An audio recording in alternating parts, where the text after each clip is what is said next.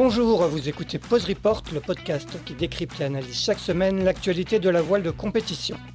Pause Report est produit par Tip & Shaft, le média des professionnels et des passionnés de voile de compétition. Tip & Shaft, ce sont 2 newsletters hebdomadaires en français et en anglais, des podcasts, des formations, un studio de production de contenu, une plateforme de vidéos à la demande Sailors, ainsi qu'un festival du film que vous pouvez retrouver sur tipandshaft.com. Je suis Axel Capron et je vous souhaite la bienvenue dans Pause Report. Bonjour à tous et bienvenue dans ce 180e épisode de Pause Report, le podcast hebdomadaire de Tip & Shaft qui explique, décortique, décrypte et analyse l'actualité de la voile de compétition sous toutes ses coutures en compagnie des meilleurs experts. Nous sommes le lundi 16 septembre, il est exactement 18h08 et nous allons refaire au cours de ce 180e épisode le match de la 55e édition de la Solitaire du Figaro-Paprec, dont la remise des prix a eu lieu samedi à la Turballe. Pour revenir sur les 3 étapes, nous recevons rien que moins que les 3 premiers de cette 55e édition, à commencer par le vainqueur Tom Dolan, qui sur Smurfit Kappa Kingspan est devenu le premier Irlandais et 3e étranger à remporter la course. Il est du côté de Concarneau, je crois. Salut Tom. Salut Axel, salut tout le monde. Nos autres invités auront également été les grands animateurs de cette solitaire 2024, à savoir Loïs Béréard, skipper massif 2022, vainqueur de 2 des 3 étapes et 2e au classement général. Salut Loïs. Salut Axel, salut les gars. Et notre 3e invité, et donc le 3e, celui qui complète le podium, Gaston Morvan, qui après sa 4e place en 2023, est cette fois donc grimpé sur le podium, 3e à bord de Région Bretagne CMB Performance. Salut Gaston. Salut Axel, bonjour tout le monde.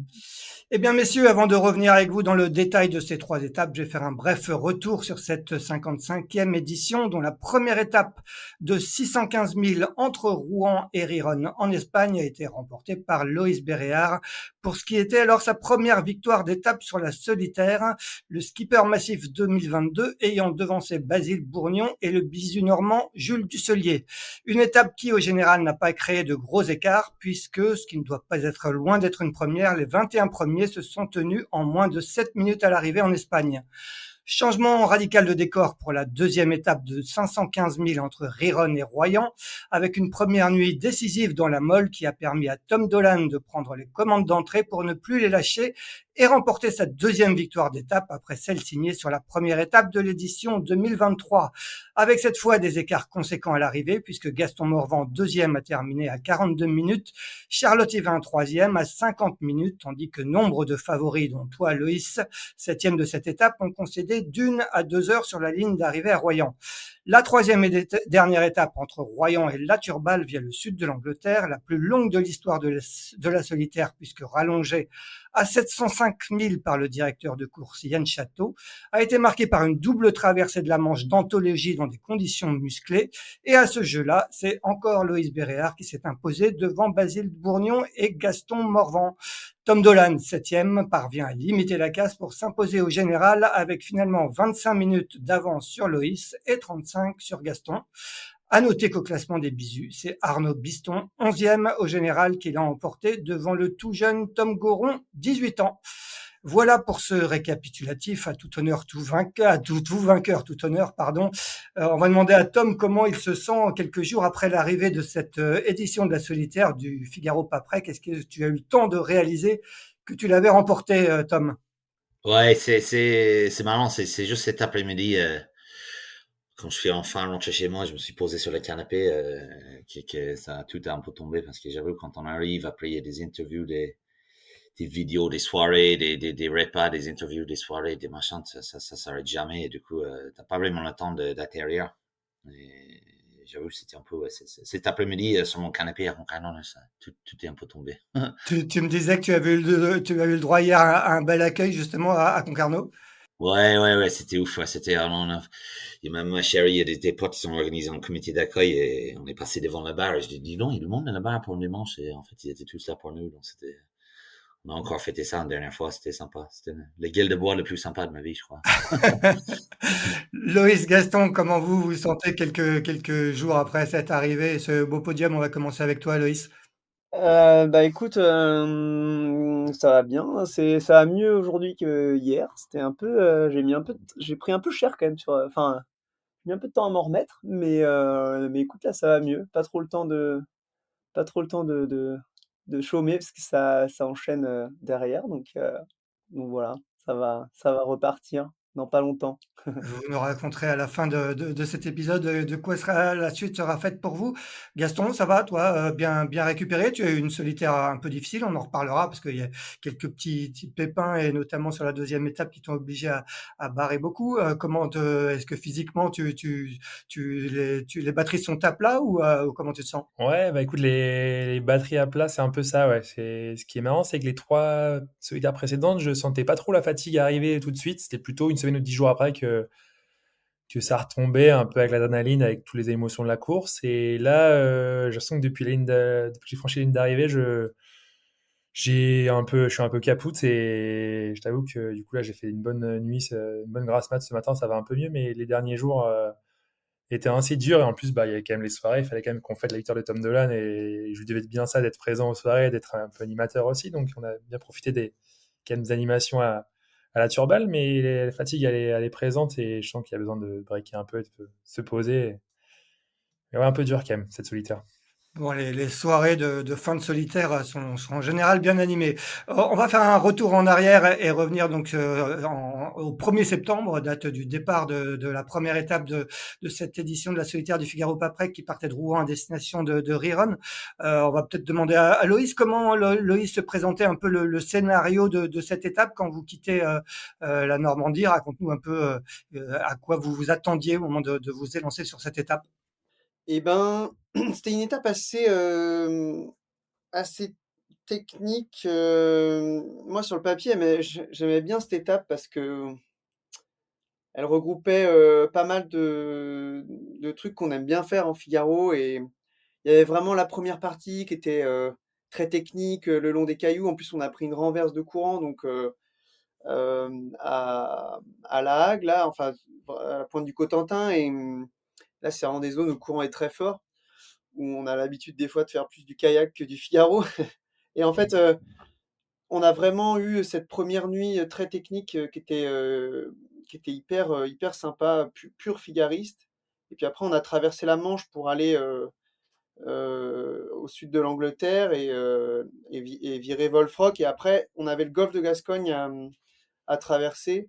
Donc ça faisait vraiment une étape en deux parties, on va dire, avec du technique caillou et manche. Et après, golfe de Gascogne, il se trouve qu'en plus, on a eu quand même deux fronts froids à essuyer et après une dorsale à traverser. Donc c'était hyper complet et moi j'ai trouvé ça hyper intéressant et passionnant. Donc c'était un peu la grosse étape et moi je l'attendais avec impatience. C'était un peu ma préférée sur le papier. Donc quand je suis parti du Havre, j'avais hâte de voir ce que ça allait donner et elle a tenu toutes ses promesses. Un petit bémol sur, sur l'arrivée, c'est vrai que c'était un peu frustrant On va d'avoir revenir donné, sur l'arrivée, ouais. d'avoir donné autant pour autant de temps pour essayer de gagner quelques mètres et au final tous se retrouver à l'arrêt devant la côte. Mais bon, c'est sympa On va revenir sur ce final. Gaston, toi, comment ça se passe ce début d'étape? Comme le disait Loïs, est-ce que c'était aussi une étape qui te plaisait sur le papier? Ouais, elle me plaisait bien. Je trouve c'était une belle entrée en matière. Bah ouais, la Manche, le golfe de Gascogne, c'était assez ouvert, un peu toutes les allures et notamment bah, la première nuit, il y avait un passage de front avec du vent assez fort, donc ça permettait d'écrémer un peu dès le début de la course et de se retrouver avec plutôt bah, ceux qui avaient réussi à bien gérer la première partie devant. Donc c'était sur le papier, c'était pas mal. Et puis voilà, j'ai réussi à prendre un bon départ. Dans la baie de Seine, dans la baie du Havre, là, prendre un très bon départ. C'était cool de partir devant. Mais après, les affaires se sont un peu compliquées assez vite, malheureusement, mais elle me plaisait bien, sinon, sur le papier, ouais. Toi, tu as eu sur cette étape pas mal de problèmes d'aérien, c'est ça? Tu as dû monter dans le mat ton Figaro? Ouais, bah, première nuit, là, on passe, du coup, bah, comme Loïs l'a dit, dans le raz Blanchard à la pointe du Cotentin avec de la mer formée et du vent fort. Et en pleine nuit, il pleuvait. Et je vois que mes données de vent s'arrêtent, quoi. Donc je comprends pas trop sur le moment.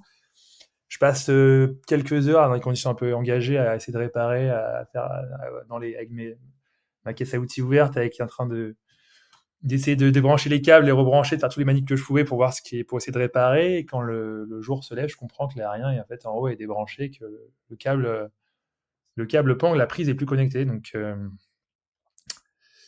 là, je me dis qu'il va falloir encore le début d'étape et que la solitaire, il faut la sauver, qu'il faut réussir à monter en haut du mât. Donc là, les affaires se compliquent et la journée, il y avait trop de mer pour monter, mais je crois que c'est le lendemain soir que j'arrive à trouver. En fait, on est sous Jenaker, un peu au vent de travers, en arrivant à Wolfrock, et j'arrive à monter en haut du mât, à remettre la prise, et ça remarche, mais ça marchera pas très longtemps. Mais pendant quelques heures, je pensais que c'était bon, que le problème était derrière moi. Et au final, du coup, ça avait cramé aussi le boîtier là, qui relie l'aérien en bas du bateau. C'est un petit boîtier électronique qui a été cramé par les faux contacts. Et du coup, je fais toute l'étape sans l'aérien, sans les informations du vent. Donc, je suis resté bord à bord toujours avec des bateaux et j'essayais de faire un peu les mêmes choses qu'eux, les mêmes caps, les mêmes angles. Mais je t'avoue que du coup, c'était pas l'étape la plus agréable. J'étais quand même content de finir, que le finish se fasse comme ça, qu'on n'y ait pas trop d'écart, parce que je pense que sinon, il y avait moyen de, entre guillemets, perdre la solitaire dès la première étape avec un petit souci d'aérien un peu bête. Mais voilà, coup de chance, ça se finit par un mouchoir de poche à l'arrivée. Bon, on va revenir sur ce final. Tom, donc la flotte est très très groupée au sprint intermédiaire là au sud-ouest de l'Angleterre. Après, vous attaquez cette grande descente du golfe de Gascogne vers Riron. Quelle est un peu toi ta position à ce moment-là? Il y a un moment où la flotte va se scinder en trois dans cette descente, donc vous attaquez au près avec un petit groupe à l'ouest emmené par Alexis Thomas, un groupe à l'est avec Alexis Loison et au centre le gros du peloton dans lequel vous êtes à peu près tous les trois, Loïs, Gaston et Tom. Toi, Tom, quelle est un peu ta stratégie dans cette descente du golfe de Gascogne? Ah bah moi, à ce moment-là, je crois que j'étais clairement dans la tête et tout ce qu'on avait préparé, c'était de rester plutôt dans l'est devant pour ne pas passer le fond trop tôt. Et avec Alex justement, avec Alexis Loison, mais même si on est un peu perdu dans la nuit. Donc là, la stratégie était vraiment de plutôt contourner par l'est l'affaire. Et voilà, ouais, c'était marrant. J'avais bien préparé dans ma tête le fait que ça pourrait partir en vrille à l'arrivée en Espagne, parce que je me souviens d'un regard que j'avais fait en mini à l'époque. Donc, ouais, c'était marrant, cette étape. C'était vraiment, si tu googlais étape sur les terres du Figaro, c'était celle-là, on quitte le Manche avec tiré des bords face au courant. Fallait aller jouer au caillou. Alexis allait dans le rade de Cherbourg. Il y avait le total, on passe le rade Blanchard. Il y avait des casiers, des trucs dans tous les sens. Et après, on arrive tous quasi ensemble à Wolfrock et après, ça part dans tous les sens. Pas combien il y avait en latéral, mais il y avait un paquet et après, on arrive tous en même temps, quoi. C'était marrant. C'était vraiment un truc classique d'étape de Figaro. Loïs, toi, tu fais le choix de rester dans le groupe du centre. C'était lié, quelle était un peu la raison de ce choix? Et raconte-nous après, tu vas nous raconter justement ce fameux final à Riron où finalement tous les efforts que tu fais, comme tu viens de le dire, sont quasiment réduits à néant.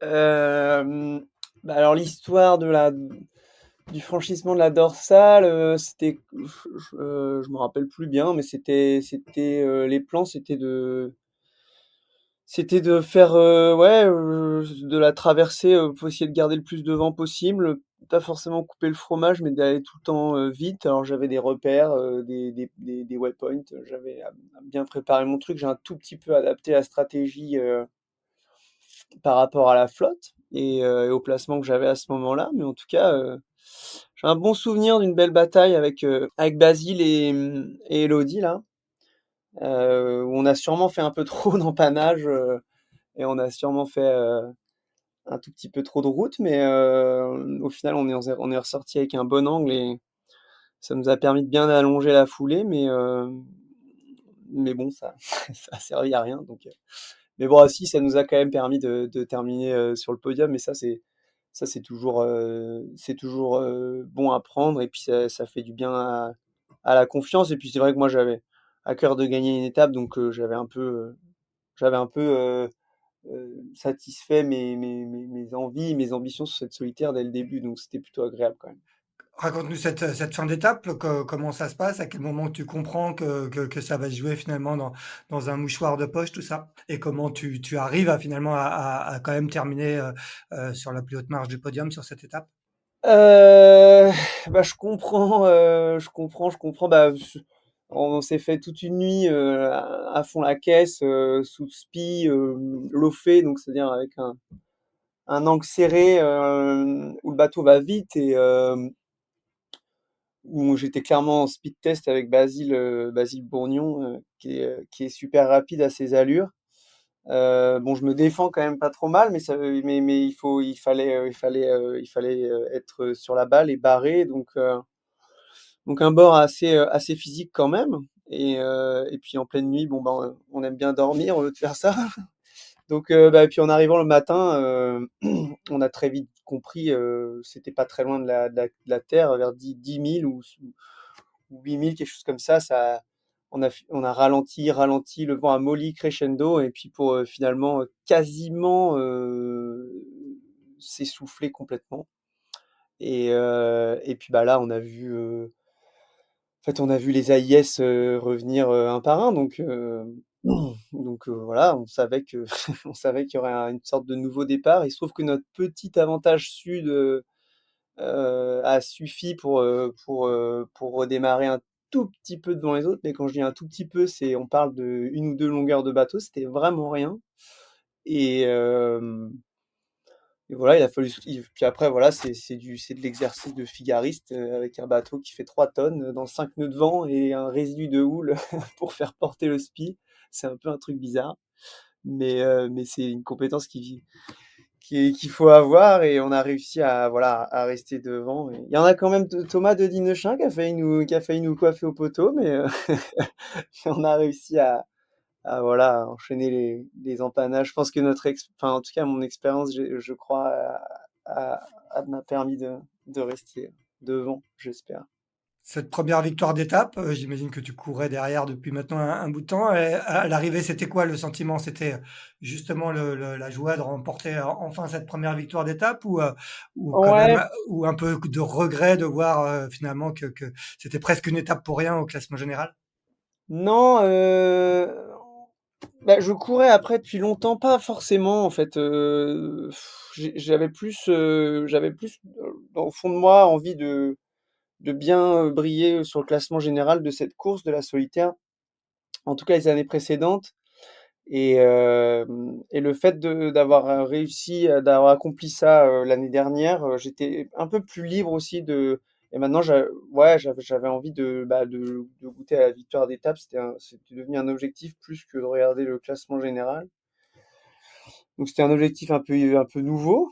Et, euh, et donc, quand on a un objectif en tête et qu'on arrive à l'atteindre, c'est toujours hyper satisfaisant. Donc, puis c'est quand même, et voilà, il y a 3 étapes par an, donc c'est peu de chance finalement pour y arriver. Donc c'est hyper satisfaisant quand on y arrive. Tom, quel est toi le sentiment à l'arrivée de cette première étape? Tu termines neuvième à un peu plus je crois, 3 minutes de Loïs. Quel est un peu le bilan que tu tires à l'arrivée en Espagne? Bah, moi, j'étais surtout soulagé que ça soit pas, qu'il n'y ait pas des énormes écarts. Parce que du coup, on avait parlé avant le départ et comme je te disais, je connais un peu ce coin. Du coup, moi, ce qui me faisait un peu peur, c'est qu'il y a un paquet de bateaux qui passent et il y a un paquet de bateaux qui passent pas. Et que toutes les preuves soient pliées à ce moment-là. Du coup, quand j'ai assez vite compris ce qui s'est passé, comme il dit Louis, c'était un peu comme dans Star Wars, à toi, il y avait des AIS qui sortaient dans tous les sens, des bateaux qui faisaient zoom, zoom, zoom dans le baie, et là, j'ai dit, ok, voilà, là, faut vraiment pas prendre le risque, il faut juste on va tous finir en même temps, il faut être dans le bon wagon. Du coup, j'étais assez prêt pour le truc, et je finis, je crois, 9e, un truc comme ça. Donc, j'ai perdu plus de place que j'ai gagné en arrivant dans la baie, comme Gaston. On est arrivés tous les deux ensemble. On était pas loin de l'un de l'autre, quoi, peut-être 4e ou 5e position, un truc comme ça. C'est vrai que Louis et Basile, ils ont perdu plus. Ils avaient un bon avance en arrivant dans la baie. Du coup, ouais, plutôt content de la première étape au final, en vue des conditions de l'arrivée.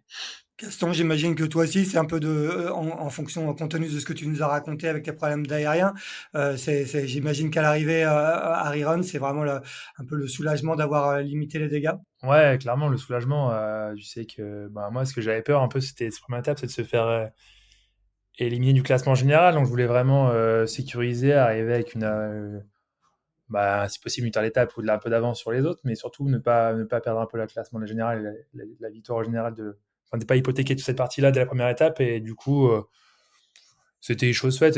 On était tous dans un mouchoir de poche, il n'y avait pas d'écart. Pour moi, c'était un peu étape tour de chauffe, un peu guise de tour pour du beurre, et que ça allait l'étape suivante qu'allait jouer. J'ai un peu de frustration de ne pas avoir pu m'exprimer trop sur l'étape, mais du coup, envie de prendre ma revanche sur la suivante. C'était un peu ça le sentiment en arrivant à Riron, et quand même content d'arriver à l'étranger. C'est quand même sympa de voyager un peu avec la solitaire, de profiter un peu de ces escales-là, d'aller se retrouver un peu entre nous. Riron, c'était un bel endroit, on a pu bien, bien s'amuser là. Tout à fait, Riron est un bel endroit, tu l'as bien dit. Deuxième étape, départ donc de Riron le 1er septembre. J'avais dit le 1er septembre tout à l'heure pour la première étape, mais je me suis trompé, ça devait plutôt être aux alentours du 25 ou 26 août. Deuxième étape qui part de Riron à destination de Royan, une grande traversée du golfe de Gascogne. Et là, le scénario va être tout autre, avec une étape qui va finalement se jouer dès la première nuit, dans des conditions assez pétoleuses. Tom, c'est toi qui va prendre les commandes au cours de cette première nuit, passer le sprint intermédiaire de la Corogne en tête, et après faire cavalier seul jusqu'à l'arrivée à Royan. Raconte-nous un peu quelle était un peu ta stratégie. Est-ce que c'est de la réussite? Est-ce que c'est une stratégie réfléchie? Raconte-nous un peu les conditions qu'il y avait, et qu'est-ce qu'il fallait faire pour tirer son épingle du jeu de cette nuit qui a eu l'air d'être assez compliquée, avec des bateaux qu'on a vu un peu partir dans tous les sens. Ouais, c'était assez travaillé. En fait, il s'est passé plusieurs choses. C'est qu'au départ, il y a eu un truc que personne n'attendait, c'est qu'il y a eu du thermique. Et je me souviens, le matin du départ aussi, pardon, j'avais regardé les cartes isobariques, comme je fais à chaque fois, j'aime bien les cartes isobariques, et j'ai quand même remarqué que le gradient, genre, les isobars arrivaient par l'ouest. Donc, le premier truc, je dis, ça sent quand même bon dans l'ouest. Et la première chose que Mino, Dominique Vité, qui nous routait, avait dit dans les premières phases, c'est que le gradient arrive par l'ouest. Donc là, il y avait deux choses qui me disaient, faut quand même faire l'ouest. Et la dernière, c'était le thermique. Ça a rappelé tellement des conditions de conflit thermique qu'on a chez nous, ou en Bretagne. Donc, c'était vraiment je m'étais dit dans la tête, dès que je passe la ligne de départ, faut faire l'ouest. Et je crois que dans un premier temps, parce qu'après, il y avait un front qui passait, et le front, il fallait aller les chercher, faire du nord-ouest pour les chercher. Donc, il y avait deux étapes. Il fallait faire l'ouest pour chercher le gradient, et après dès qu'on avait du vent, il fallait viser le nord-ouest pour passer le front. J'ai l'impression que j'étais un peu le seul à faire l'ouest au départ. Bon, non, j'étais pas complètement le seul. Il y avait Lexi Thomas, Elodie, et je crois que c'est ouf, c'est vraiment à ce moment-là que l'étape et l'épreuve s'est décidée, parce que forcément, vu que j'avais de l'avance, j'ai passé le front avant les autres et plus ouest. Du coup, quand le vent est basculé nord-ouest, j'avais plus d'écart vers l'ouest, donc moins d'effet du tampon. Donc, en fait, l'élastique a fait que s'étirer, parce que du coup, j'étais toujours au vent des autres, toujours décalé dans l'ouest, jusqu'au sprint intermédiaire, pardon. Et là, il y avait un autre truc à faire, c'était c'était marrant, c'était de faire un petit bord à l'envers après les îles Cesaragas, là, et de prolonger le tree bar, qui au final, c'était un décalage qui a payé peut-être 24 heures plus tard, parce que c'était pareil dans la baie, dans le golfe de Gascogne, et j'avais aussi bien noté dans mes notes qu'il fallait être dans l'ouest. Et c'est marrant, il y a Alexis Tomé qui me souvient en ce moment, du coup, tout le 1005 ou les 2000 que j'avais avance sont venus zéro, du coup, parce qu'il était sous mon vent, et je me souviens, je me suis dit, ah, mais qu'est-ce qu'il t'a fait, là, t'as tout perdu, là, il va te doubler par en dessous, et en fait, c'était, la nuit d'après, il a un peu disparu de l'AIS, parce que forcément, il y avait un peu plus de vent dans l'ouest. Ouais, c'était un peu une étape de rêve, tu vois. Quand tu passes la marque intermédiaire, le sprint intermédiaire en tête, est-ce que au vu de ce qui t'attend par la suite, tu te dis que ça sent bon, que dès ce moment-là, tu te dis que la victoire, peut-être pas la victoire d'étape, mais en tout cas que t'es sur un très bon coup? Ouais, ça sentait bien. Surtout, c'est parce qu'on croisait la flotte croisait. Du coup, je croisais tous les bateaux sous spi. Et c'est là, à ce moment-là, où le jour, quand je passe les îles, que je m'étais rendu compte des différentiels de différence qu'il y avait entre nous. J'avoue, j'ai même pas eu le temps de regarder le tracker, mais je sais pas, quand j'ai passé le front, je crois que j'ai vraiment beaucoup gagné. Et du coup, c'était quand même, ouais, c'était chouette comme moment, mais il fallait quand même rester concentré sur, parce que je sais pas combien, moi j'en ai fait un paquet d'étapes, comme Louis et comme Gaston. Je sais pas combien de fois j'ai vu des gens mener l'étape, être loin devant et se faire piéger à la fin. Et du coup, je me suis un peu recadré et dire, allez, reste-toi, focus sur le process, sur qu'est-ce qui est important, aller vite au bon endroit, etc. Et on verra à la fin. Loïs, comment ça se passe de ton côté sur ce début d'étape? Tu fais partie un peu des piégés, entre guillemets, de ce début d'étape. Alors, raconte-nous comment toi tu vis cette première nuit et ce bord là jusqu'au sprint intermédiaire qui va créer derrière des écarts importants. Ouais, ben, je pense que moi, je pense que je fais partie du groupe qui fait un peu l'erreur de justement, comme disait Tom, pas assez miser West dès le début et peut-être trop penser au passage du front, alors qu'effectivement il y avait un premier décalage à gérer. Je me ravise un peu en cours de route, heureusement pour moi. Euh, et pour autant, Gaston, et que j'ai trouvé ça magnifique d'ailleurs, je lui ai dit, hein, il est parti encore plus au nord et ça a payé. Donc c'est difficile dans ces moments-là, quand on a des vents très erratiques, quand tu vois un mec qui passe d'un côté au fond du cours à droite et l'autre qui passe au fond du cours à gauche et que toi au milieu tu es un peu bloqué, impuissant, bon, c'est toujours un peu frustrant, mais il fallait engager à ce moment-là et je l'ai peut-être pas assez fait, tout simplement. J'ai peut-être un peu trop joué petit cul et à ce moment-là. Et, et voilà, et il fallait être riche dès le début et les riches s'enrichissaient. C'est assez rare en Figaro, mine de rien. Ça arrive de temps en temps. Et voilà, il fallait de l'audace et j'en ai sûrement manqué un peu. Euh, et, euh, et voilà, moi je pense que j'ai un avantage en Figaro qui peut-être me dessert parfois, c'est que j'ai la chance d'avoir réussi à avoir bien, bien de la vitesse sur ce bateau. Il y a peu d'allures où j'ai du mal à rivaliser avec les autres en vitesse. Et c'est vrai que des fois, je pense que ça me dessert un peu parce que j'ai peut-être tendance à trop jouer au centre du plan d'eau pour contrôler un peu la droite et la gauche. Et sauf que quand les extrêmes passent, ben, des fois, c'est pas toujours payant. Et puis voilà, donc comme il y a eu très peu, j'étais un peu déçu dans le sens où il y a eu peu d'opportunités à revenir, que ce soit en vitesse ou en stratégie. Mais bon, c'était une magnifique étape en fait pour ça aussi, quoi. Donc voilà, j'étais plus déçu et un peu énervé contre moi-même de l'avoir loupé, mais bon, à la fois, je pense à des gars comme Basile qui ont vraiment pris beaucoup de temps sur cette étape, qui ont pris quasiment 1 heure de plus que moi, je pense. Donc je me suis senti quand même quelque part un tout petit peu chanceux, même si de réussir à ressortir avec seulement 1h40, entre guillemets, ça me paraît énorme de le dire comme ça, et pas 2h30, quoi. Ouais, ouais, ouais. Gaston, toi, finalement, comme vient de le dire Loïs, tu changes un peu de stratégie oui, justement sur ce début d'étape. Ça te permet de passer finalement la marque du sprint intermédiaire de la Corogne pas quatrième ou un truc comme ça, ou troisième derrière Tom et Alexis Thomas. T'es dans le coup à ce moment-là. Raconte-nous toi comment tu vis ce début d'étape. Bah ouais, je passe troisième aux îles sur cet intermédiaire, mais c'est vraiment première nuit que ça se passe. Et bah, je me souviens, on passe une pointe le soir au coucher du soleil, il y a plus un pet de vent, et là je suis dans les 3-4 premiers, mais c'est assez serré. Et moi j'ai la volonté vraiment de partir vraiment nord-ouest, m'écarter un peu des côtes espagnoles, et je voyais pas trop le vent arriver ni rien. Je sentais pas du tout d'option vraiment ouest et en tout cas proche de la terre. Et donc j'investis à fond là-dedans et j'ai dans mon groupe, il y a Louis, il y a Basile, il y a Alexis Oison. Donc je suis assez confort dans ma tête. Je me dis, bon, écoute, c'est quand même peut-être aussi le briefing de Port-la-Forêt qui est dans ce sens-là. Et par contre, à un moment, je capte Tom Nolan qui est à Sineux, tout droit vers l'ouest, là où il fallait aller. Donc là, je me dis, c'est quand même bizarre.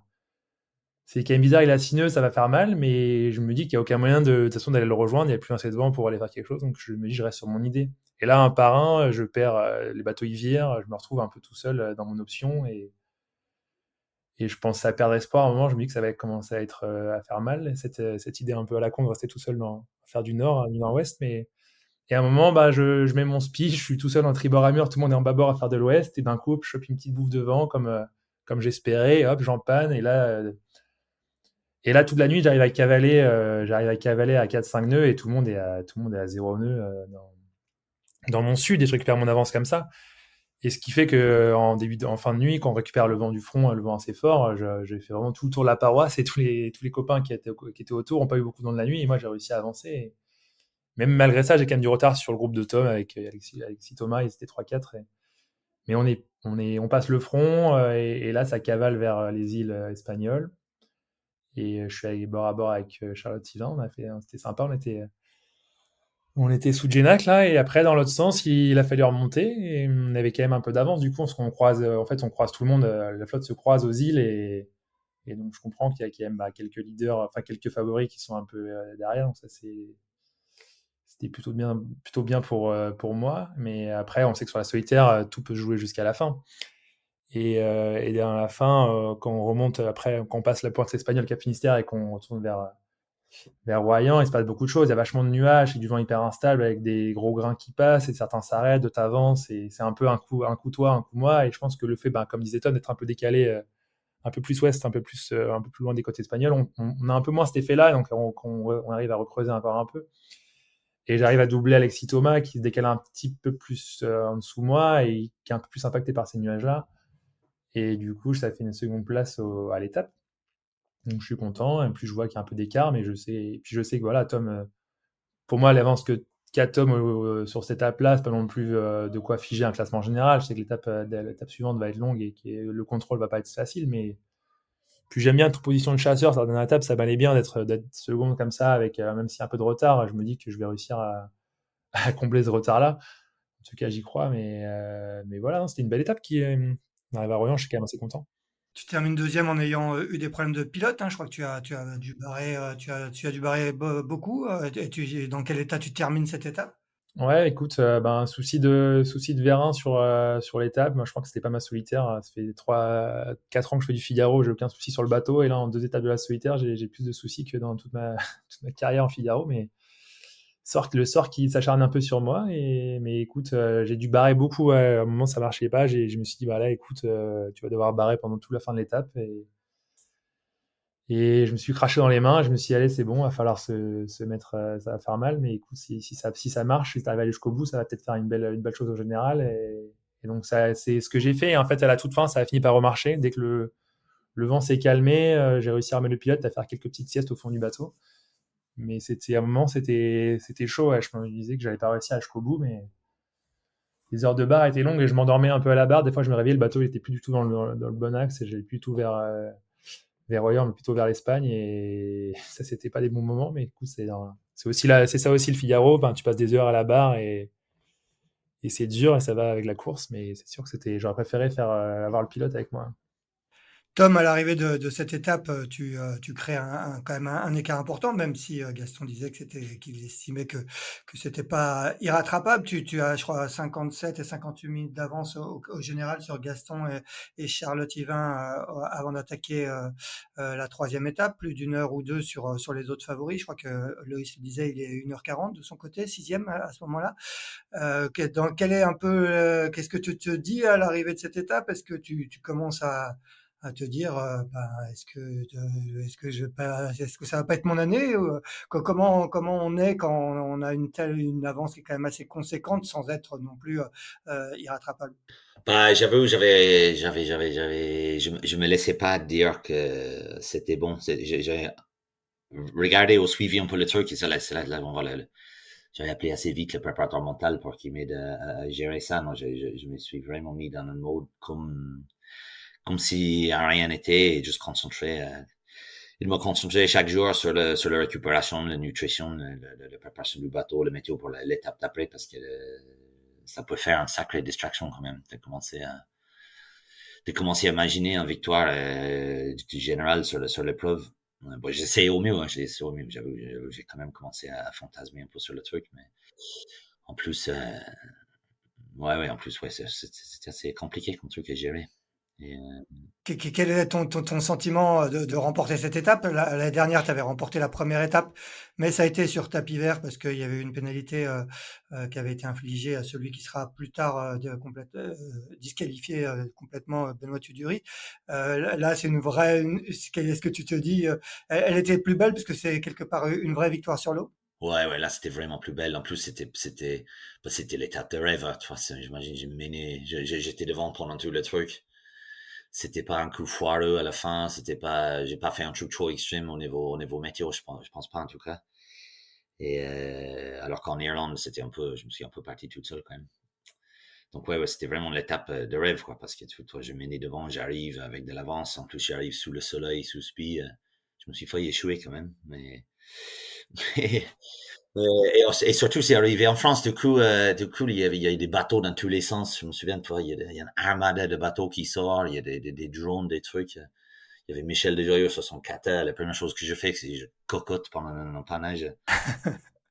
C'est la pression de Michel Desjoyaux qui te regardait, quoi. Ouais, je suis allé m'excuser quand même. Ouais, ça va, il dit, bon, c'est pas grave, tu vas la fatiguer. Et j'ai fait 2 journées après, donc, j'ai fait un petit cours sur comment décocoter. Live à la télé, mais non, c'était ouf. Loïs, t'es sixième au général avant cette étape à 1h40 de Tom. Quel est un peu l'état d'esprit? Est-ce que tu penses encore au général ou comme tu le disais tout à l'heure, comme tu avais déjà signé un bon résultat la dernière en terminant troisième, tu te dis bah, l'objectif c'est d'aller taper une deuxième étape ou est-ce que tu crois encore en tes chances de monter sur le podium?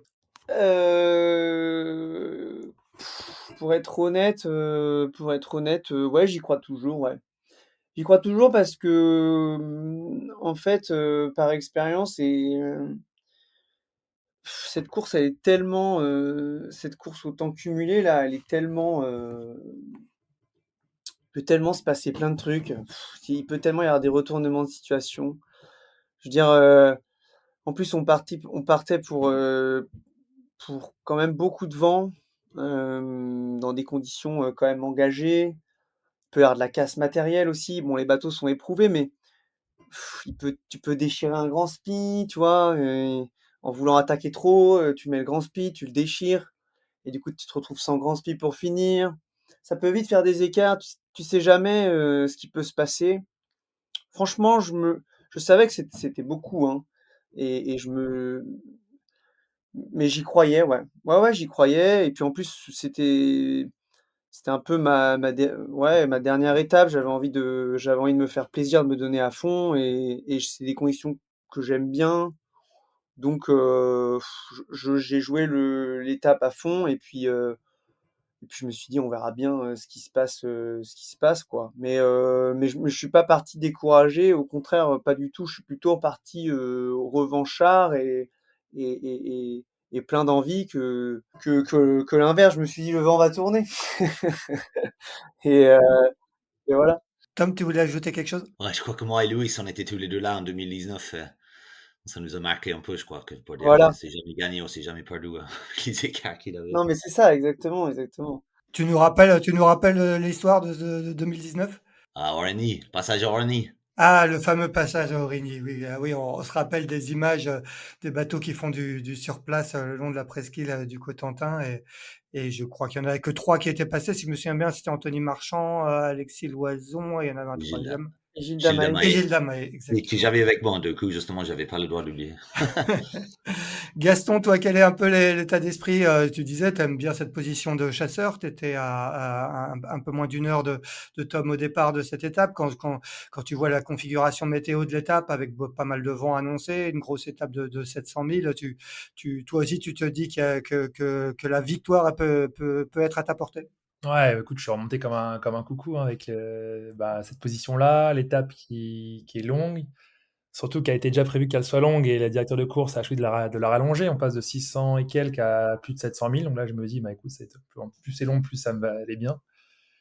Après, bah, je sais que Tom, il est solide, mais je me dis, la position ne va pas être facile quand même pour lui. Une étape aussi longue avec des conditions comme ça prévues. Je me dis, je suis quand même bien à ma place et je préfère être à ma place qu'à la sienne à ce moment-là. Je me dis, à gérer, ça va pas être facile. Après, je vais un peu je me dis, tiens, je vais aller voir un peu les datas des dernières courses, des moments dans le vent, voir. Je me pose des questions si Tom va réussir à être solide dans la partie d'un 25-30 nœuds. Et du coup, je cherche un peu. Et j'appelle mon frère aussi, je lui demande, parce qu'il a pas mal navigué avec Tom cette année. Je dis, tu penses qu'il va réussir à tenir Tom dans ces conditions, machin. On en parle un peu, c'était marrant.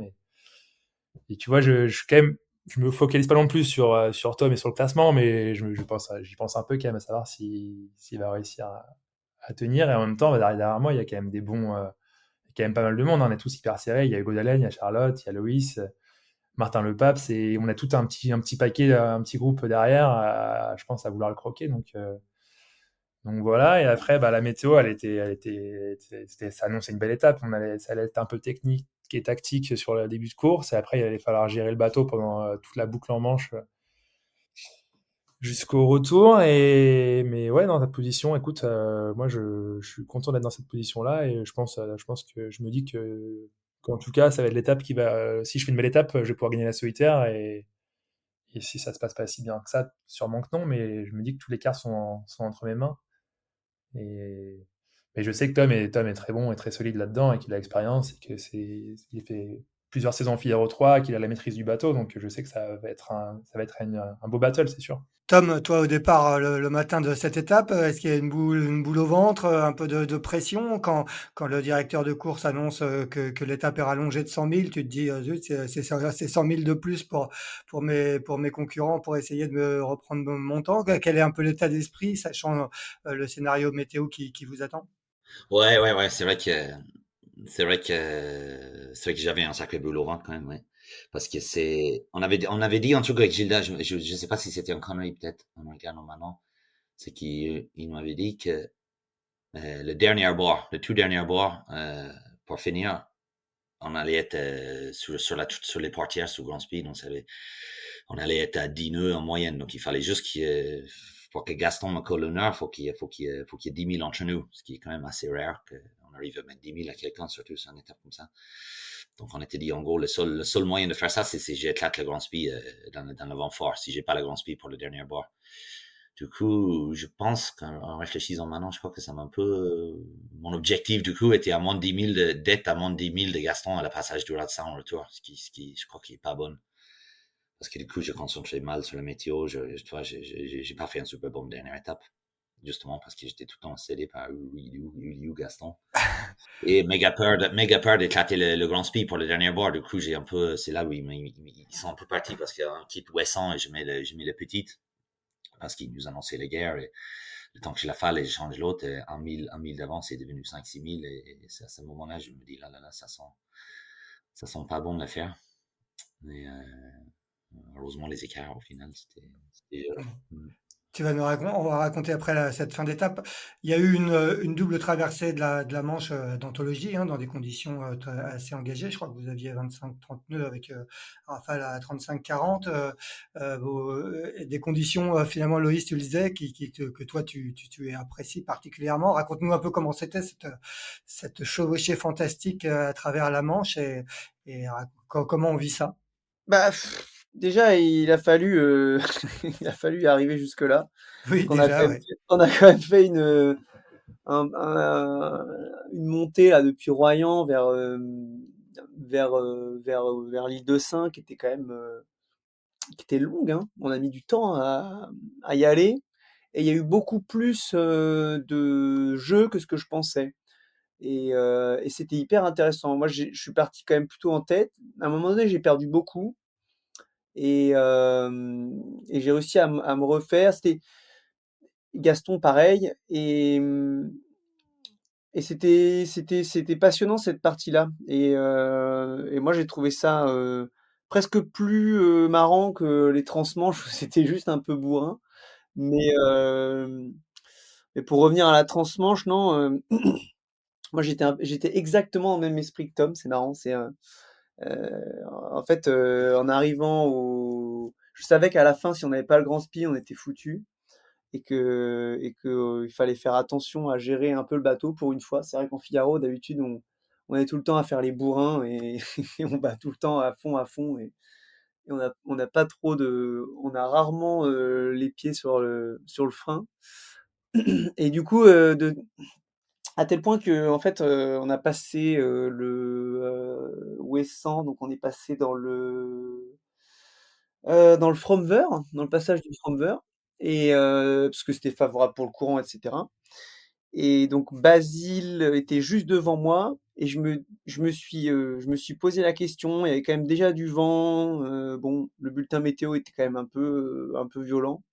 Et j'ai mis pareil que Tom, j'ai mis le petit spi pour commencer. Et puis finalement, on était dans 15-18 nœuds sous petit spi pendant que Gaston, bah, lui, il avait mis la bonne voile, quoi, normal. Il avait fait normal, quoi. Et, euh, et bon, là, je me suis dit, bah pareil, du coup, et puis on s'est regardé avec Basile, bon, on l'enlève, on le garde, le ciel a l'air un peu noir au vent, on attend un peu, et, euh, et voilà. Mais c'était intéressant c'est assez rare, ouais, c'est ça, les étapes où on gère le matos et on doit faire gaffe, et c'était intéressant pour ça. Et après, bah, une fois qu'on est reparti sous grand speed, après le vent est re-rentré, donc on a remis le petit speed, donc il y a eu quand même pas mal de changements de voile. Ça, c'était assez sympa. Et après, c'est vrai qu'on a réussi avec Gaston et Basile là à s'échapper un peu là par l'avant, et là on a fait un bord. Pouah, j'en ai rarement fait en solitaire. Aussi longtemps, tu sais. Ça a duré, bon, ça n'a pas duré si longtemps que ça, hein, parce qu'on allait vite, mais j'ai pas fait de moyenne, mais je pense qu'on allait quand même assez vite. Et bon, non, c'était juste sympa en fait. C'était assez grisant, un peu fatigant, parce que bon, ça te tire un peu de partout. Le bateau il pousse, il tire dans la barre, il se couche sur l'eau si tu fais une erreur, la sortie de piste est assez violente. Je me suis quand même couché deux, trois fois sur l'eau, avec le petit spi qui claque. J'avais l'impression d'être en dériveur. Là, je me suis dit, oh là, pff, il est costaud quand même, le petit spi, parce que j'étais sacrément couché sur l'eau. Je me suis dit, bon. Et, et puis voilà, on a tous fait on était tous un peu cramés, je pense, en arrivant à la bouée en bas, là, enfin au waypoint, tous les trois en tout cas. Et on a tous les trois fait chacun nos petites erreurs. Du coup, on s'est retrouvés au final très proches à enrouler la bouée. Et là, on a passé un front, et Gaston, j'étais vraiment collé avec Gaston, et il était juste devant moi. Et on a passé un front là en Angleterre dans la baie de Lyme là, mais j'avais rarement passé des fronts comme ça. Il est passé à une vitesse et une intensité. Moi, je me suis couché sur l'eau, et j'étais content de le faire au près, parce que pour la petite histoire, Yann, pendant la remontée, avant qu'on arrive à l'île de Saint, il nous dit bon, on va modifier le parcours. Donc il a fait un appel VHF avec comment dire, confirmation de tout le monde qu'il a bien pris. Il a fait un avenant, quoi. Donc en fait, au lieu de faire de l'ouest vers l'est, on a fait de l'est vers l'ouest, ce qui nous permettait de faire le tronçon et le passage du front violent face au vent et pas dos au vent. Donc c'était assez malin comme décision. Et quand on a pris le front à Gaston, je pense qu'on est d'accord, on s'est dit, ok, heureusement qu'on n'est pas sous spi là, parce que ça aurait été un beau carnage. Mais, mais ouais, non, c'est ça. C'était une étape où il fallait gérer aussi enfin, il y avait vraiment de la gestion, et moi, j'ai trouvé ça change un peu de d'habitude, et c'était passionnant. Gaston, tu confirmes? Est-ce que toi aussi tu étais en gestion, ou toi il n'y a pas eu de question, c'est grand speed tout de suite, et on verra? Ouais, bah écoute, c'était sport, hein. C'est des moments là, on a passé des heures. Bah, la bataille à 3 sous petit spi, on était vraiment bord à bord. C'était un speed test, on se voyait quasiment les yeux dans les yeux. J'avais au vent, j'avais Basile, et sous le vent, j'avais Loïs. Et on voyait chaque fois, il y en a un qui partait au top, l'autre passait devant. Mais tout ça, on montait à plus de 22 nœuds de vitesse max, ça montait haut, quoi. Dans les surfs, ça accélérait fort. Et à la barre, c'était cool. C'était des moments où tu sens que ça glisse bien, que le bateau. Puis à la maîtrise, sous petit spi, le bateau, il est quand même. Tu te sens quand même plutôt en sécurité, même si tu prends des vracs, tu sens que ça arrive. Le bateau, tu le remets dans le bon sens sans trop galérer. Donc, Donc ça, c'est cool. Et après, il y a la partie au près. Le fond, on arrive dans la zone interdite quasiment à toucher. On vire, et hop, le vent, il tourne. Et là, ça monte, ça monte, ça monte. Et après, on a dû gérer. Ouais, il fallait gérer le matériel. Moi, j'abîme un peu la grand voile sur le dernier, en approche du waypoint. J'ai l'écoute le spi qui façait et qui vient abîmer un peu la grand voile. Donc, je prends un riz au près pour préserver un peu la grand voile. Et là, pareil, on est bord à bord avec Louis, on fait toute la montée bord à bord, et après on arrive à la bouée ensemble. Mais là, moi, je suis fatigué, je sens que t'es à la limite en état de fatigue, t'es à la limite de ce que tu peux faire, quoi. Je perds un peu connaissance à un moment même en arrivant à la bouée, je commence à avoir un petit blackout et hop, ça revient, mais c'était un peu dur. Et pareil, Basile a eu la même chose que moi, petit blackout. Le fait que tu navigues dans du vent fort pendant des heures et que le vent se calme à un moment en arrivant à la bouée anglaise, là, la dernière bouée qu'on devait contourner, je pense que tu te dis que maintenant le cerveau se dit qu'il est un peu en sécurité, qu'on est plus sur un alerte rouge, et hop, ça te relâche un petit peu dans la tête. Et là, c'est ces moments-là qui peuvent être délicats. Mais bref, c'était super tour dans le vent fort, et je suis content d'avoir réussi à passer ces bouées-là en tête. Mais c'était un beau match avec Loïs et Basile, et je pense que je m'en souviendrai de toute ma vie de cette étape-là, et en tout cas de ce moment-là de l'étape. Tom, comment toi Parce tu qu'on a vis l'impression d'être à l'entraînement à Port-Lave, tu sais. Mais, mais sauf que ça durait 2 jours, quoi. Et je pense que même l'hiver, en mois de janvier, quand on met les bateaux à l'eau, qu'on passe des fonds et tout, on n'a pas des conditions aussi énervées que ça. Et là, il y avait de la mer, il y avait du vent fort, c'était long, mais c'était top, quoi. Est-ce que vous avez déjà tenu de telles moyennes en solitaire en Figaro 3? Bah, on a fait une transmanche, on a fait un truc un peu comme ça en 2022, là. Je me rappelle Mm. avec Tom, faire un espèce de speed test complètement hallucinant entre. C'était le plateau de quoi, là? Où est-ce qu'on allait? Mais on avait fait du petit spi et c'était du petit spi sur le, sur le fil aussi. Peut-être pas autant, mais on était sur un angle plus serré, donc Ouais, C'était un peu moins fort. c'est un peu moins fort, je un peu pense. moins fort, ouais. Ouais, c'était un peu moins fort. Tom, comment toi tu vis cette traversée de la Manche et ces conditions musclées? Est-ce que ton objectif, hein, tu disais, c'était surtout pas de casser de déchirer ton grand spi ou de le perdre. Est-ce que tu passes ton temps du moins quand les classements tombent, à regarder l'écart avec Gaston, Loïs, Basile, même si Basile au classement était un peu plus loin? Non, non, non, j'étais soulagé quand, limite que le vent il rentre tellement fort que la question il se posait plus. Du coup, quand je suis passé sur le petit spi, j'étais quand même soulagé. C'est ok, bon là j'ai les bonnes voiles, c'est bon, allez hop. Et après il y avait un riz dans la grande voile à prendre, et après non, non, je les ai pas regardés parce que je savais qu'il fallait que le spi reste en l'air. Tu vois, Ouais. il fallait continuer. Et à côté, j'ai vu derrière moi, il y avait quelques bateaux qui affalaient, il y avait des vracs énormes. Du coup, je savais qu'il fallait juste que le truc il reste en l'air et que le bateau tienne. Et anyway, il y a un autre truc que j'avais anticipé aussi, c'était que ça a donné par derrière avec l'arrivée, le gauche avec l'arrivée du front. Les bateaux devant, ils avaient toujours un tout petit peu plus de refus. Du coup, il fallait accepter. Je savais qu'ils allaient partir. Et après, il y avait la question de l'empannage, parce que vu que ça a donné par derrière, on avait quand même 9 ou 10 000 à faire en tribord pour arriver sur le Mac. Et c'est marrant, on en parlait après. Je crois que tout le monde avait dit, tout le monde était prêt à affaler, à faire un chicken jibe, à affaler le spi, empanner, réenvoyer. Et moi, j'avais, dans ma tête, j'étais dit, voilà, je vais faire ça, sinon c'est chaud. Et à un moment, j'ai dit, non, non, si je fais ça, c'est sûr que je gagnerai pas le Figaro. Du coup, j'étais le premier de mon groupe à empanner. Je crois que j'avais jamais empanné dans des conditions aussi fortes. Et j'étais impressionné parce que tout le monde a fait. Tout le monde a déjà fait. Du coup, je les ai demandé. Ils ont dit, ouais, mais on t'a vu empanner, du coup, on y allait. C'est marrant. C'est toi qui as donné le là. Loïs, tu gagnes donc cette deuxième étape, hein, cette troisième étape, et c'est la deuxième victoire d'étape sur cette solitaire. Vu justement ce que tu viens de nous raconter avec le jeu sur la première partie, les conditions très engagées avec ce front qui passe en Angleterre, Moi, j'ai pas puis le empanné. retour. Toi, J'ai t'as pas pas empanné. empanné. J'ai triché. J'ai triché. Ouais. Je suis allé sur la line, j'ai envoyé mon Génac sur le bon angle. Tac! Ah, j'avais ça en tête, moi. Ouais, c'est nickel. Magnifique. Est-ce que cette victoire d'étape, elle est encore plus belle que la première? Euh, Ouais, oui, c'est sûr. Déjà parce qu'on met un peu d'écart et donc tu as l'impression d'avoir fait entre guillemets pas avoir fait ça pour rien, même si c'est pas vrai, je le pense pas. On n'a pas fait ça pour rien. La première étape, je te dis, il y a de la satisfaction dans tous les cas. Mais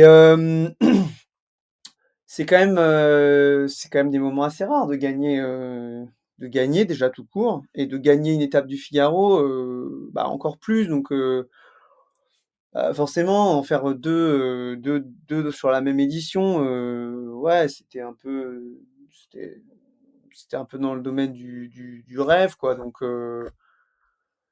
quand ça se réalise, t'es forcément content. Tu peux pas t'empêcher de penser à tout ce que tu as mis en place, tout le temps que tu as passé. C'est quand même un peu, à des moments, c'est quand même un peu,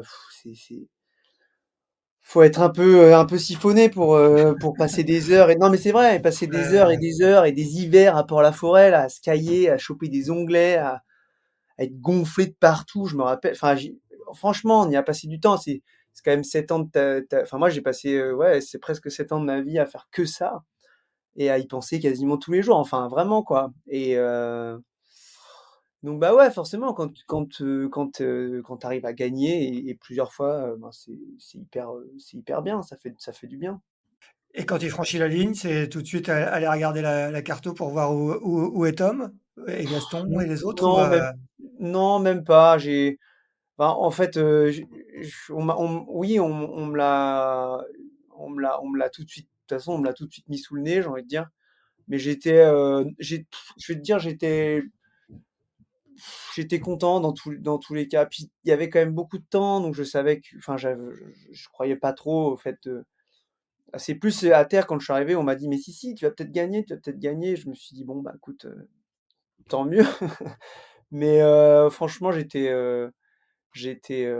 déjà bien content. Mais bon, c'est vrai que c'est pas la peine de mentir, hein, quand Tom a sauvé la coupe avant-hier, j'avais un peu les boules, mais je suis tellement content pour lui que voilà, ça, tout le monde est quand même satisfait et voilà, c'est cool. Tom, comment tu vis, toi, ces derniers milles de cette étape? À quel moment tu comprends ou, que ça y est, que la victoire te tend les bras et qu'elle tombe dans ta poche? Raconte-nous un peu ces derniers instants de la solitaire et cette victoire. Bah, c'était un peu, non, je savais pas du tout parce qu'en fait, j'avais beaucoup concentré sur Gaston, parce qu'il y avait de l'écart entre lui, et j'avais un peu oublié Lewis. Et après, il nous a mis tellement en raclée que je le voyais plus à l'AIS. Et à partir du Ratsan, et en plus, il y avait un renverse de marée à la Ratsan, donc j'étais dans ma tête, je dis, bah là, il est passé avec le courant, nous, on est face. Toi, j'essaie de faire des calculs, il avait 1h40, un truc comme ça, et je dis, oh là là, ça pompe pas, ça sent pas bon. Du coup, j'ai croyais vraiment que Lewis allait gagner. Et juste à l'arrivée, je sais pas, on était à 10 000 de la dernière waypoint, non, 10 000 à 9 000 de l'arrivée, j'entends Basile à la VHF, on peut cracher, dire, arrivé, Lewis, machin. Donc je me dis, voilà, il est peut-être avec lui. Et j'essaie de faire les calculs, mais avec la fatigue, toi, c'était quand même 3-4 heures du mat, on avait un peu bavé, j'arrivais même pas à faire les calculs de distance, temps, etc. J'étais, oh là là, je sais pas. Du coup, ouais, c'était sur la ligne. C'est vraiment sur la ligne que tu réalises que tu gagnes, quoi. Ouais, ouais. C'est surréel. Honnêtement, j'y croyais pas. Mais c'est comme quelque chose, il va avoir un plomb pété, ou je sais pas, je vais rater la ligne. C'était incroyable. Bon, tu mesures, tu es le premier Irlandais à gagner. J'imagine que ça a dû faire un petit peu de bruit quand même cette victoire en Irlande. Tu es seulement le troisième étranger à gagner la solitaire du Figaro, hein. Le premier, ça avait été un Belge, Johan de Quat, ou je crois, je sais pas comment ça se prononce, Johan de Quat, je crois, en 1970 sur la toute première édition. Le deuxième, c'était Laurent Bourgnon en 1988, le père de Basile, qui a été en plus bisu cette année-là. C'est toi le troisième étranger. J'imagine quand même une grande fierté. Raconte-nous comment ça a été vécu en Irlande. Est-ce que tu as eu les échos de l'Irlande? J'ai pas encore regardé, j'avoue, tout ce qui s'est passé en Irlande, mais il paraît, ouais, que ça parle pas beaucoup. Tu sais, en Irlande, on suit pas beaucoup la voile, donc, mais on aime bien quand des Irlandais gagnent des trucs, donc je pense que ouais, apparemment, ça a pas mal jazzé. Et fierté, oui, c'est bizarre. C'est bizarre. Quelqu'un m'a demandé comment tu sens, comment ça fait quoi de gagner un truc comme pareil. C'est limite un soulagement. Au final, je me sens très soulagé. Un peu comme il disait Louis, là, que toutes ces années, c'est des années étaient pas pour rien. Et je sens fier d'avoir pu finir devant Gaston et Louis, parce que franchement, ils m'ont impressionné tellement de comment ils ont navigué cette année et pendant cette solitaire. Et c'est marrant à quoi ça joue. J'ai pas l'impression d'avoir mieux navigué qu'eux. Et sur le Figaro, ils ont quand même Louis dominé en gagnant des étapes. Gaston, il est champion de France. Et c'est marrant, c'est juste ennui, un passage où j'avais un peu de clarté stratégique. Et c'est vrai que j'aimais la météo que le truc qui joue, mais c'est ça. Le corps s'attend. Et peut-être un jour, il faudrait qu'on repasse à 4 étapes pour que ça lisse un peu plus les trucs. C'est un débat, effectivement. Un long débat, ouais. Gaston, troisième place. Alors, toi, tu as fait septième pour ta première solitaire. Tu avais terminé le premier bisu. Cinquième, la deuxième. Quatrième, la troisième. Troisième, la quatrième. Bah, tu es obligé de continuer encore 2 ans pour aller gagner. Ouais, c'est ça, il fait encore 2 ans, ouais. Quel est le sentiment avec cette troisième place, ce premier podium? Ouais, bah écoute, je suis content, hein, c'est un podium sur la solitaire, c'est beaucoup de marins qui en rêvent. Il y en a plein qui courent après, qui sont des super marins, et je suis très content de faire cette troisième place. Je t'avoue qu'au moment où je passe la ligne d'arrivée, il y a une petite déception au fond de moi quand même d'avoir loupé la victoire au classement général, mais bon, après c'est comme ça, et tu peux pas tout maîtriser, mais je suis quand même content de cette solitaire, d'avoir réussi à ne pas avoir baissé les bras, d'avoir rien lâché jusqu'au bout. J'ai un peu ce sentiment-là, tu vois, d'avoir été au bout de moi-même, au bout de ce que je pouvais donner, et de ne pas avoir de regrets. Et quoi, et non, je suis content. Bah, c'est une belle place. Et puis Tom a bien navigué, et je suis content pour Tom aussi, tu vois, c'est mérité depuis des années qu'il court après, qu'il est sur le Figaro. Et c'était une belle bagarre. J'ai trouvé qu'on s'était bien amusé toute la solitaire, et notamment sur la dernière étape, c'était une super bagarre avec tout le monde. Et je suis content je trouve que sportivement, j'étais hyper épanoui de cette solitaire. Après, le classement, c'est quelque chose, mais il y a aussi comment ça se passe à l'intérieur. Et je trouve que j'ai bien navigué. Et je suis content d'avoir quand même progressé, de pas être passé à côté de ma solitaire, de faire un podium. Et il faudra revenir pour faire mieux, je pense. Ouais. Et ben justement, on va terminer là-dessus. Le temps tourne, mais on va continuer avec toi, Gaston. Quelle est un peu la suite maintenant pour vous trois? Gaston, toi, c'est finir. Il y a, je crois, un national équipage encore au programme cette saison. Et est-ce que tu as d'autres navigations prévues ou un peu de repos après une saison bien chargée? C'est vraiment depuis 4 jours, tout le monde pose la question de qu'est-ce que je vais faire après. Ça devient un peu usant à la fin, mais écoute, c'est ouais, mon contrat avec le Bretagne CMB, il se termine à la fin du mois d'octobre. Donc déjà, il faut finir cette partie-là avec les partenaires. Il y a le national en équipage, il y a bien ranger le bateau, faire un peu tout le travail, passer un peu de temps avec les partenaires. Je pense que ça va passer par là aussi. Donc il y a ce travail-là. Et après, je vais essayer de trouver des partenaires pour les prochaines aventures. Il y a les gros bateaux qui me rangent bien. Pour avoir goûté un peu à l'IMOCA l'année dernière avec Giancarlo Pedote, ça m'a quand même bien donné envie. Donc j'essaie de trouver des partenaires pour faire un programme Vendée Globe pendant 4 ans. Donc il y a il y a un début de quelque chose qui est en place. Il va falloir continuer les efforts pour essayer à trouver voilà, le budget qui manque. Mais ce serait top si ça pouvait se débloquer prochainement dans les prochains mois. Ce serait idéal. Je sais qu'il y a le Vendée Globe qui arrive. Donc il va falloir aller. Je pense que je vais passer un peu de temps là-bas. Aller voir un peu ce qui se passe du côté des Sables d'Olonne, mais ça va être un peu ça le programme, je pense, et aussi un peu de vacances, profiter un peu là qu'on ait fini la saison sportive qui était assez longue. On a commencé moi j'ai mis le bateau à l'eau en premier, je pense, mi-janvier. J'ai fait tous les stages du pôle, toutes les courses du championnat de France, et donc je suis un peu fatigué, mais content de cette saison. Je termine champion de France d'élite de course au large, c'était ce que je voulais aussi. Ça faisait rêver. Ce titre-là pour moi il était hyper important, et il fallait être régulier tout au long de la saison, ce que j'ai réussi à faire. Donc je suis content de finir champion de France, et voilà, maintenant place à un peu de repos et préparer les prochaines années. Très bien, Loïs, quel est le programme? Toi, tu es aussi en fin de contrat avec la Massif, hein, c'était ta dernière année de skipper Massif. Est-ce que tu as de la visibilité sur les prochaines semaines et l'année prochaine? Et ben exactement. Moi, mon contrat s'arrête le 31 décembre. Enfin, ça change pas grand-chose puisque la dernière course, enfin, comme Gaston, il y a voilà, une partie avec les partenaires qui est sympa aussi, hein, parce que c'est un moment de partage puis de fête un peu aussi quand même. Mais nous, je dis nous parce que en fait avec Charlotte, on a été, alors je sais plus comment ça s'est passé, on a candidaté, on a été sélectionné. J'avoue que c'est quand même pas mal Charlotte qui s'est occupée de cette partie-là. Au championnat du monde de course au large double mixte. Donc on va faire ça dans une semaine là. Qui débute le 24 septembre à Lorient, tout à fait, ouais. Voilà, avec Basile et Elodie qui sont sur le deuxième bateau français du coup. Ouais, Donc, sur les d'autres Sunfast 30 One Design, je sais pas Ouais, si ouais. J'ai navigué un tout petit peu sur le bateau cet été là.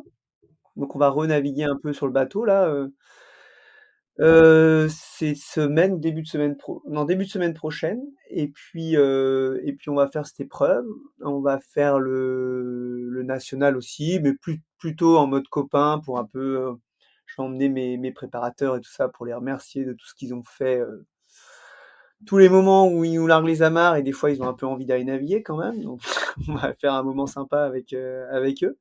Et puis en fait, en parallèle, je fais des entraînements sur l'IMOCA Massif Santé Prévoyance parce que je suis remplaçant de Charlie pour le Vendée Globe, Charlie Dalin.